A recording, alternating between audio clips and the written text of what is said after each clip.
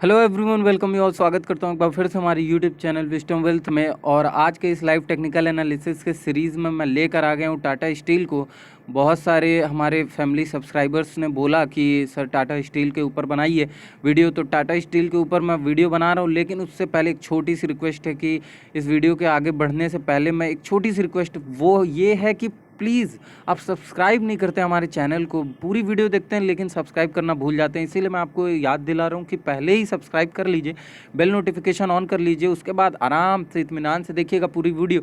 और यहाँ पे सबसे पहले मैं कुछ चीज़ों को पॉइंट आउट करूँगा और एकदम क्लियर कट समझाने की कोशिश करूँगा कि जो कुछ रिटेलर्स हैं वो टेक्निकल चार्ट मानते ही नहीं। मैं भी यहाँ पे चाहता तो मार्केट कैप और पीबी, पीसी, आरओसी, आरओई सब ये सब ले आकर मैं आपको दिखा देता, लेकिन मैं बताना चाहता हूँ कि वाकई चार्ट्स जो होते हैं बहुत कुछ बोलते हैं। चार्ट्स में इतना दम होता है कि कहीं ना कहीं बहुत कुछ चीज़ों को दर्शाते हैं, बताते हैं, और एक तरीके से हम प्रायर जान जाते हैं मूवमेंट के पहले कि क्या होने वाला है, एक नॉर्मल सपोर्ट और रेजिस्टेंस प्लॉट करके।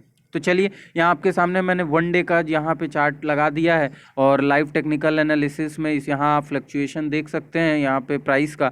और सबसे पहले यहाँ पे बात करेंगे कि एक बाउंस बैक अच्छे खासे, यहाँ मैंने 3 हॉरिजॉन्टल्स लाइन लगाए हैं रेजिस्टेंस पे और सपोर्ट पे। प्लॉट करने के लिए रेजिस्टेंस और सपोर्ट यहाँ लगाया है मैंने। अब देखिए, आपको मैं ऐसे बताऊंगा सपोर्ट जहां पे वाकई स्ट्रांगली बिहेव किया था टाटा स्टील ने, और वो जो 2 सपोर्ट हैं वो ये 2 सपोर्ट हैं। डब्ल्यू शेप का फॉर्मेशन हुआ था जिसे हम बोलते हैं डबल बॉटम। जब भी डबल बॉटम फॉर्मेशन होता है तो हमेशा याद रखिएगा कि नीचे के साइड में जब डबल बॉटम फॉर्मेशन होगा तो कहीं ना कहीं जो स्ट्रांग है, अब ट्रेंड जो है वो स्ट्रांग होने वाला है। और सेम चीज़ मैं बता दूं, अगर ऊपर के साइड डबल टॉप फॉर्मेशन होता है तो समझ लीजिए जो ट्रेंड है वो नीचे जाने वाला है। तो ये डाउ थ्योरी का ये जो 2-3 थ्योरीज हैं आपको ध्यान में रखना होगा, और यही सब स्पॉट हम करते हैं टेक्निकल एनालिसिस करते टाइम। तो चलिए, सबसे पहले यहाँ बात कर लेते हैं ये जो लेवल्स हैं ये कौन से लेवल्स हैं। तो ये जो सपोर्ट के लेवल्स हैं वो हैं कहीं ना कहीं 224, 220, आप लेकर चलिए 222 को। जी हाँ, 222 थोड़ा रूम बना के चलते हैं। कभी कभी फेक ब्रेकआउट्स भी होते हैं तो जिसको हम नहीं पकड़ पाते हैं, और फेक ब्रेकआउट करने के बाद वापस से मार्केट ऊपर चला जाता है। तो यही चीज़ हमको समझनी होती है। और चलिए, अब थोड़ा सा मैं इसको मैक्सिमाइज़ करता हूँ और मैक्सिमाइज़ करके दिखाता हूँ कि क्या सीन है यहाँ पर। यहाँ पे थोड़ा सा, जी चलिए, ये अभी कुछ फिलहाल 10-20 ट्रेडिंग डेज का ये जो सिनेरियो है यहाँ पे देखने को मिल रहा होगा आपको। और मैं थोड़ा सा इससे बैक ले जाऊँ तो ये जो पेंडेमिक सिचुएशन आई है उस पेंडेमिक सिचुएशन में ये टाटा स्टील की भारी गिरावट आई देखने को मिली। पहले ही मैं बता देना चाहता हूँ, इस स्टॉक में इतना दम है, इतना पोटेंशियल है कि आने वाले टाइम में बहुत अच्छे खासे रिटर्न दे सकता है। जी हाँ, इस स्टॉक में अपने आप में बहुत ज़्यादा पोटेंशियल है। तो मेरा मानना है कि इस स्टॉक में अगर आप ऑलरेडी इस लेवल्स पे या कहीं पे भी फंसे हैं तो प्लीज़ टाइट बैठिए, होल्ड करके रखिए। आज नहीं कल पैसे रिलीज़ हो जाएंगे। और मैं अगर पर्सनली बताऊं तो 400 के आसपास का मेरा खुद का होल्डिंग है, तो कोई मुझे इसमें दो राय ही नहीं है। एफडी जैसा रिटर्न देगा 110%। तो आप एकदम शांत होकर बैठिए आराम से। और देखिए, यहाँ पे डबल बॉटम का फॉर्मेशन हुआ, और डबल बॉटम के फॉर्मेशन के बाद पूरी तरीके से मार्केट ऊपर गया, और फिर ये पेंडेमिक सिचुएशन आया। और यहाँ पे ये फॉल के बारे में तो बात ही नहीं करेंगे क्योंकि ये फॉल सब ने फेस किए हैं, सारे स्टॉक्स ने फेस किए हैं। तो अब जो मेजर टॉक है कि क्या अब अच्छी बाइंग अपॉर्चुनिटी हो सकती है या नहीं हो सकती है इस टाइम, तो मैं बता दे रहा हूँ कि ये जो सपोर्ट है डबल बॉटम का, यही सपोर्ट मैं आपको दिखाना चाह रहा था। ये जो सपोर्ट है, इस सपोर्ट को ब्रेक अगर नहीं करता है इस लेवल पर, अब आप कहेंगे ये कैसा सपोर्ट, इससे इससे इसका क्या लेना देना यहाँ के सीन का। तो ज़रूर लेना देना है, क्योंकि जो सपोर्ट होता है पहले ब्रेक होता है, पहले जो रेजिस्टेंस होता है वो ब्रेक होता है, देन वही रेजिस्टेंस सपोर्ट बन जाता है। तो अब ये पहले रेजिस्टेंस था और अब ये सपोर्ट बन गया है, और अभी फ़िलहाल 325 के आसपास मार्केट चल रहा है टाटा स्टील का। और मैं बता सकता हूं कि कहीं ना कहीं 322 और 320 के आसपास से एक बाउंस बैक आपको देखने को मिल सकता है। जी हाँ, एक बाउंस बैक देखने को मिल सकता है। और इस लाइन को मैं थोड़ा सा और रूम दूंगा और यहाँ लगा देता हूँ डायरेक्टली कि कोई हाँ जी, 320 के आसपास से रिवर्सल यहाँ पे देखने को मिलेगा। और आप ये जो लेवल्स हैं, ये सपोर्ट पे कहीं ना कहीं इसको टाटा स्टील को एक सपोर्ट मिलेगा, एंड देन ये एक ऊपर के साइड में डायरेक्शन में अपसाइड दे सकता है। और अगर देखिए होता क्या है, अब जरूरी नहीं कि मैं जो प्रिडिक्ट कर रहा हूँ वो हो ही जाए।